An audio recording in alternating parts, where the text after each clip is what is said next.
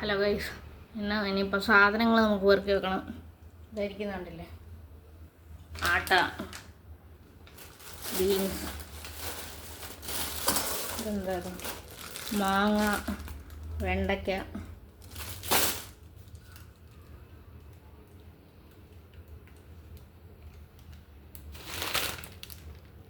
കടല, rusk, chicken noodles, കടല, ഏത്തയ്ക്ക, പച്ചമുളക്,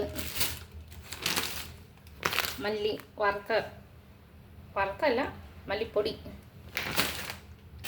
പിന്നെ തക്കാളി,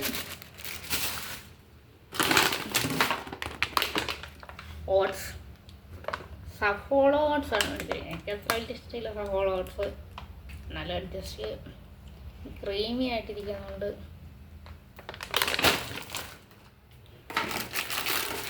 പിന്നെ സാധാ നൂഡിൽസ്, ഇത്രേ ഉള്ളൂ.